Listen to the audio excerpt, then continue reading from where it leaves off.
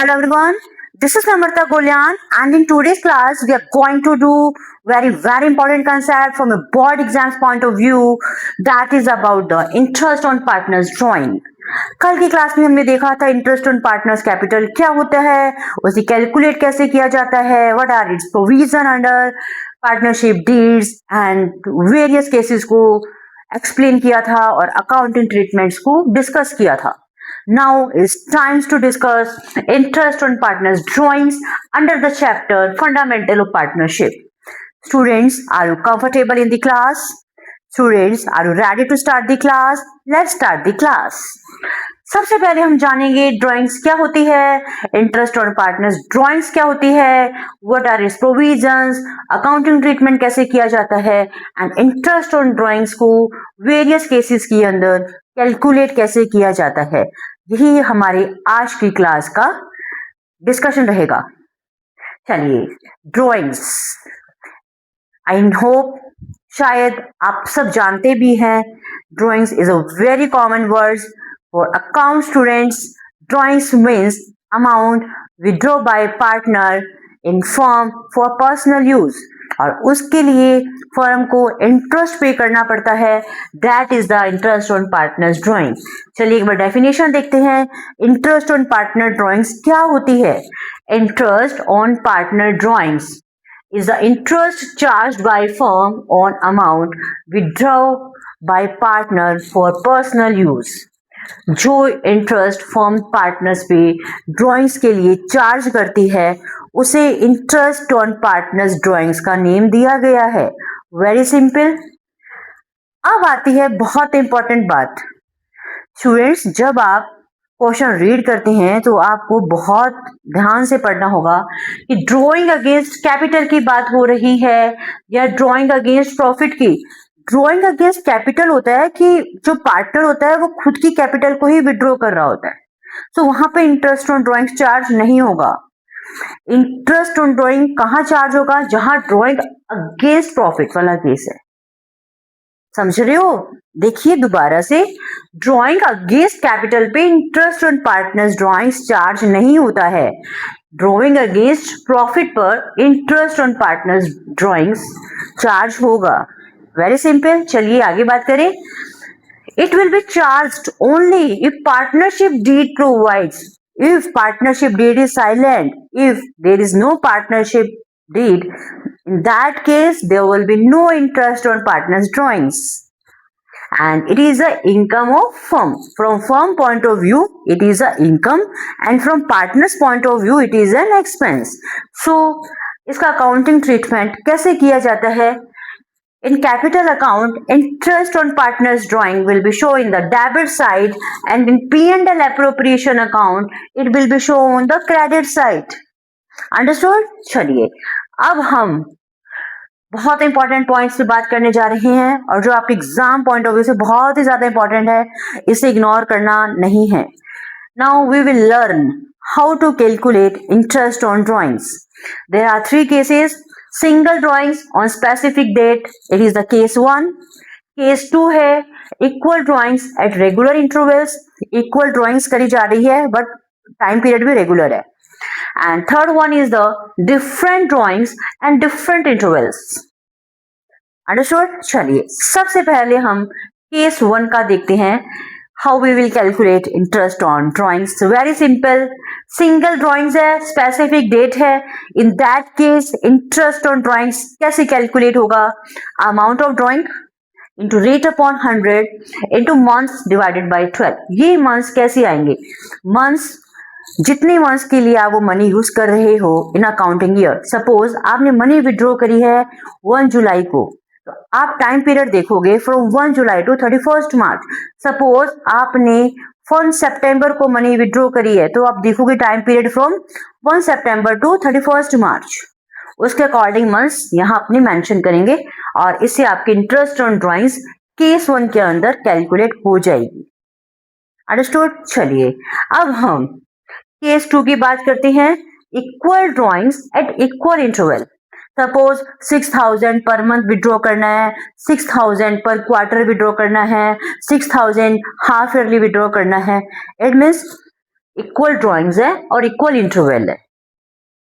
Very simple. चलिए अब interest on drawing इस केस के अंदर कैसे कैलकुलेट किया जाता है। आप हर ड्राइंग का इस तरीके से कैलकुलेट करोगे तो आपका जो लास्ट में टोटल कैलकुलेट करते टाइम आपका क्वेश्चन थोड़ा हेक्टिक सा हो जाएगा। So there is a solution to this problem. Very simple solution.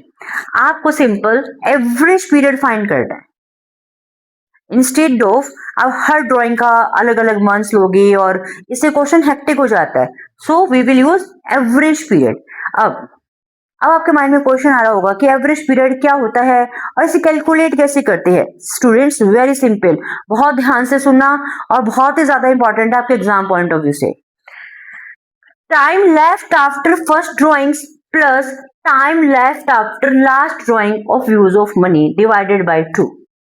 चलिए एक केस स्टडी डिस्कस करते हैं, आपको इससे ये और क्लियर हो जाएगा। फर्स्ट केस लेते हैं when drawings made monthly and जो मनी विड्रॉ कर रहे हैं वो बिगिनिंग ऑफ द ईयर कर रहे हैं। ठीक है, अब अपने इस केस स्टडी के थ्रू एवरेज पीरियड फाइंड करते हैं।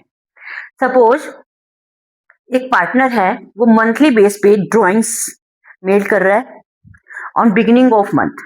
सपोज 1 अप्रैल को उसने फर्स्ट ड्राइंग्स अराइज करी, तो फर्स्ट ड्राइंग 1 अप्रैल को अराइज हुई है तो वो मनी 12 मंथ्स के लिए यूज होगी and last drawing will be made on 1 March and वो मनी 1 मंथ के लिए यूज की जाएगी। सो एवरेज पीरियड कैसे कैलकुलेट करोगे? 12 plus 1 divided by 2, it is the 6.5. Understood? Same case when drawings made monthly and monthly में भी end of the period. Suppose 30th April को first drawings made की गई है, then you will use that money for 11 months and last drawing 31st March मतलब end. तो आप इसमें एवरेज केस कैसे फाइंड करोगे? 11 plus 0 divided by 2, it is the 5.5. ये वैल्यू अपन 5.5 यहाँ पुट कर देंगे। Middle of the month, suppose 15th date को एवरी मंथ आप मनी विड्रॉ कर रहे हैं, तो इस केस में एवरेज पीरियड कैसे कैलकुलेट करेंगे? Very simple, you will use first drawing money for 11.5 months and last drawing की जो मनी है वो कितने टाइम के लिए यूज करोगे? फॉर हाफ मंथ मतलब 0.5। और जब आप इसकी एवरेज करोगे तो आपके सामने जो आंसर आएगा that is the 6 months. Understood? इसी वे में हम क्वार्टरली केस भी देख सकते हैं। क्वार्टर मतलब क्या होता है? एक साल में 4 क्वार्टर आते हैं और 3 मंथ से 1 क्वार्टर फॉर्म होता है। एम आई राइट? यस। तो उसके अकॉर्डिंग बिगिनिंग एंड और मिडिल का केस देखेंगे। अपनी बिगिनिंग ऑफ क्वार्टर में अपने 7.5 एवरेज टाइम आएगा, देखिए आप। और एंड ऑफ द क्वार्टर में 9 plus 0 डिवाइडेड बाय 2, इसका एवरेज 4.5 आएगा। सपोज क्वार्टर में देखना 4 क्वार्टर्स होते हैं। At the end of 3 months आपने 1 ड्राइंग करी है। अंडरस्टूड? Then remaining months 9। ठीक है, और at the end of the quarter वो एंड ऑफ द ईयर ही हो गया। सो टाइम तो लेफ्ट रहा ही नहीं है, so it is 0 divided by 2। Understood? Same middle of the months में 1.5 मंथ। सबसे पहले आपने 15 मई को फर्स्ट ड्राइंग्स अराइज हुई है middle of the month and ऐसे अपने देखेंगे लास्ट ड्राइंग का पीरियड कैलकुलेट कर लेंगे। फिर आपके पास 1.5 मंथ्स के लिए वो मनी आप यूज कर रहे हो, then we will divide and your answer will be C. इस टाइप से आप कोई भी सिचुएशन लेके क्वेश्चन कर सकते हो। एवरेज पीरियड आपको फाइंड करना आना चाहिए। चलिए एक बार दोबारा से मैं एवरेज पीरियड्स रिमाइंड करवाती हूँ। Time left after first drawing, it means आपने फर्स्ट ड्राइंग जब अराइज हुई है उसे कितने मंथ्स के लिए यूज किया है and same is the plus last drawings. जो लास्ट ड्राइंग्स का पीरियड भी इसी वे में कैलकुलेट हो जाएगा। Then we will divide by 2। Very simple. Understood?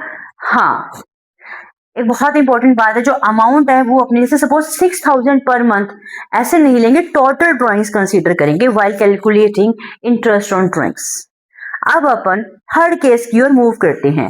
Different drawings हैं और डिफरेंट इंटरवल्स हैं, पता नहीं है कौन सी ड्राइंग्स किस टाइम पे कोई भी पार्टनर अराइज कर रहा है।